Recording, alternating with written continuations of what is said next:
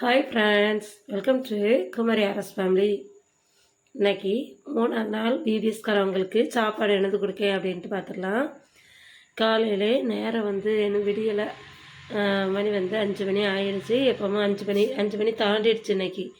இன்னைக்கு சப்பாத்தியும் கடலை போட்டு குருமா வைக்கலான் இருக்கேன்.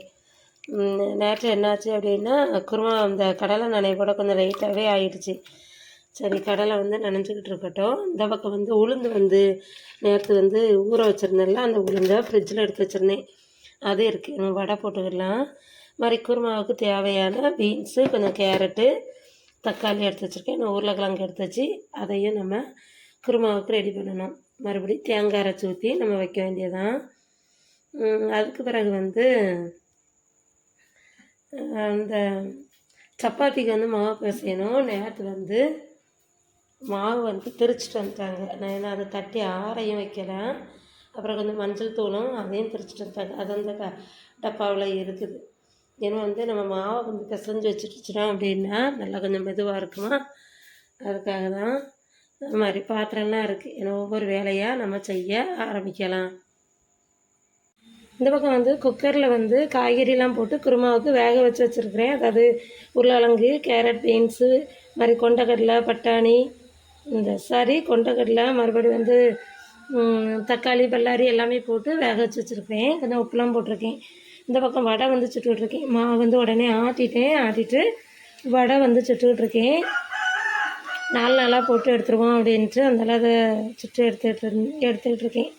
அடுத்து இந்த பக்கம் தக்காளி சட்னி வச்சிடலாம் அப்படின்ட்டு அதுக்கு வதக்கிக்கிட்டு இருக்கேன்.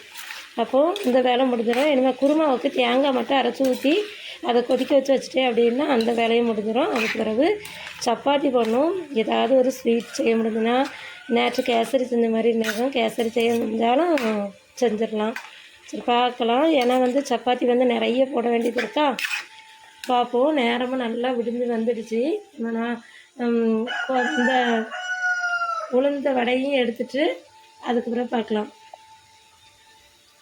இந்த பக்கம் மாவு விரசி வச்சுட்டேன்.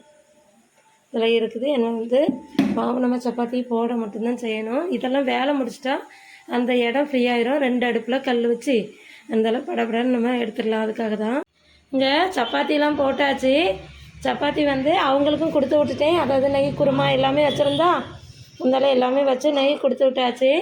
மறுபடியும் இப்போ தான் போட்டு முடிச்ச எங்களுக்குள்ளதை பசங்க சாப்பிட்டுக்கிட்டு போயிட்டாங்க. இன்றைக்கி குருமா வச்சுருந்தோன்னா இதாக இருக்குது. கொண்டக்கடலை, மறுபடியும் கேரட், பீன்ஸு, உருளைக்கிழங்கு எல்லாம் போட்டு வச்சுருந்தேன். இன்றைக்கும் கேசரி இதில் கொஞ்சம் இருக்குது. அடுத்து இன்றைக்கி தக்காளி சட்னி வச்சுருந்தேன்னா அதான் இருக்குது. மறுபடியும் வடை எல்லாமே வச்சு அவங்களுக்கு நல்லா திருப்தியாக கொடுத்து விட்டாச்சு. மறுபடியும் நம்மளோட கிச்சன் இப்படி தான் இருக்குது. ரொம்ப மெஸ்ஸியாக இருக்குது. பார்க்குறதுக்கே ஒரு மாதிரி இருக்குது. ஏன்னா இது அவ்வளோத்தையும் க்ளீன் பண்ணிவிட்டு மறுபடியும் இன்றைக்கி சாதம் வைக்கணும், மறுபடியும் குழம்பு வைக்கணும், மறுபடியும் ஒரு கூட்டு வைக்கணும். பார்க்கலாம். குழம்புக்கு மீன் ஃப்ரிட்ஜுக்குள்ளே இருக்குது. ஒரு 8 சாலை இருந்துச்சு. அதை எடுத்து போட்டு குழம்பு வச்சிடலாம். பார்க்கலாம். நான் இன்றைக்கி என்னென்ன வேலைகள் செய்கிறேன்னு. பசங்களை பெருசு போயிட்டு 7 மணிக்கு போயிட்டு மறுபடியும் வந்துட்டேன். இன்றைக்கி அவங்களுக்கு இன்றைக்கி காலையிலே பசங்கள்லாம் வைக்கிறவு சாப்பிட்டுட்டு எடுத்துகிட்டு போயிட்டாங்களோ. அவங்களுக்கெல்லாம் கொடுத்த பிறகு மதியானம் ஒரு ஃபங்க்ஷன் வீடு அந்தெல்லாம் அங்கே போனோம். அங்கே போயிட்டு அங்கே வீடு பால் காய்ப்பு அந்தெல்லாம் அங்கே போனோம். எடுத்தோம். ஹால் நல்லா பெருசாக இருந்து மறுபடியும் ஷோகேஸ் வச்சுருந்தாங்க. அது டிவி வைக்கிற மாதிரி அப்படிலாம் வச்சுருந்தாங்க. அதுக்கு இந்த இதெல்லாம் போடலை, கிளாஸ்லாம் போடலை, அப்படி வச்சுருந்தாங்க. மறுபடியும் அந்த ஹாலில் இருந்து அதில் உள்ள கிச்சன் வச்சுருந்தாங்க. மறுபடியும் செல்ஃப் நல்லா இதாக இருந்து. ஒரு செல்ஃப் தான், அதில் 5 இது இருந்து. அடுத்து கிச்சன் மேலே லாப்லாம் வச்சு டைல்ஸ்லாம் ஒட்டி, அதுக்கு பிறகு கவுண்டர் டாப் கீழே டைல்ஸ் இந்த இது தான் போட்டிருந்தாங்க. நல்லா இருந்தது. மறுபடி கீழே நாங்கள் கொஞ்சம் லேட்டாக போனோம். அப்போ சாப்பாடு எல்லாமே எடுத்து வச்சுட்டாங்க. அதுக்கு பிறகு ஒரு வாட்டர் ஃபியூரி ஒன்று வந்திருந்து அதையும் அவங்க செட் பண்ணிட்டாங்க. அப்புறம் சிங்க் வச்சு நார்மலாக நம்ம கிச்சன் எப்படி இருக்குமோ அப்படி தான் இருந்தது. ரொம்ப ஒன்றும் பெருசாக அப்படிலாம் இல்லை. ஆனால் நல்லா இருந்தது. சிம்பிளாகவும் நல்லா இருந்து. இது ஒரு 10க்கு 10 அந்த அளவில் ஒரு கிச்சன். அடுத்து ஹால் ஒரு 16க்கு 11. மறுபடியும் டாய்லெட் இருந்து, மறுபடியும் இதில் ஒரு பெட்ரூம் இருந்து, இந்த பெட்ரூமுக்குள்ளே அங்கே ஒரு டாய்லெட், மறுபடி செல்ஃப் வச்சுருந்தாங்க. இந்த பெட்ரூமை வந்து பெரிய சைஸ் தான், 10க்கு 10 இல்லை, ஒரு 15 இல்லைன்னா அந்த அளவில் நினைக்கேன் அப்படி வச்சுருந்தாங்க. மறுபடி நல்லா டைல்ஸ் ஒட்டி பாத்ரூம் நல்லா எல்லாமே கம்ப்ளீட் வேலை முடிச்சுட்டாங்க. முடிச்சு தான் இது இருந்தாங்க. அதுக்கு பிறகு நம்ம வெளியில் வந்து அந்த ஹாலில் இருந்தே மேலே வந்து ஏணிப்படிக்கு போகிற மாதிரி அந்த இருக்குது பார்த்திங்களா, அதில் வந்து அதுலேயும் இருந்தது. அதுலேருந்து மேலே ஒரு ரூம் இருக்குது. மறுபடியும் இதில் ஹாலில் இருந்து ஒரு பாத்ரூம் வச்சுருந்தாங்க. அதுவும் நல்லா சூப்பராக இருந்துச்சு. அதுக்கு பிறகு இது ஏணிப்படியா, இதில் மேலே வந்து இதுலேயும் அங்கேயும் ஒரு ரூம் இருக்குது. அதுக்கு அங்கே மாதிரி நம்ம சும்மா மேலே போய் என்னது காய வைக்க அங்கே செய்யலாம். அந்த மாதிரி இது நேராக இந்த இருக்குல்ல, இது வெளியில் போகிறது நேராக. அடுத்து இந்த சைடில் வந்து அங்கே வந்து ஒரு பெட்ரூம் இந்த இருக்குது பார்த்திங்களா, இவ்வளோ இடம் உண்டு. பின்னாடி நிறைய வாழை அதெல்லாம் வச்சுருந்து அதுக்கு மேலே மறுபடியும் மேலே மொட்டை மாடிக்கு போகிறது அப்படி இருந்தது. இங்கே வந்து இந்த ரூமுக்குள்ளே ஒரே பசங்களாக இருந்தாங்க, அதனால் அங்கே போய் உள்ளே போயெல்லாம் எடுக்கலை. அவ்வளோதான். கிச்சன் வந்து நல்லா நீட்டாக சூப்பராக இருந்தது. கிச்சனை மறுபடியும் ஒருக்கா பார்த்துக்கிட்டு அந்தால நான் வந்தோம். ஃபங்க்ஷன் வீட்டுக்கு போயிட்டு வரச்சில் அங்கே வந்து அப்படியே வரச்சில் பார்த்தோம் செடி, அதாவது இது வந்து வெண்டைக்காய் செடி. இங்கே வெண்டைக்காய், கத்திரிக்காய், வெள்ளரிக்காய் அப்படி நிறைய இது போட்டிருப்பாங்க. வெண்டைக்காய் வந்து இது வந்து நாட்டு வெண்டைக்காய். வெண்டைக்காய் வந்து இப்போ தான் பூ வருது, இன்னும் வந்து பிஞ்சு வரலை, அதாவது பூ அவ்வளோ வந்திருக்கு பார்த்திங்களா. மறுபடியும் இது ஒரு தோட்டம் ஃபுல்லுமே கம்ப்ளீட்டாகவும் வெண்டைக்காய் தான் போட்டிருக்காங்க.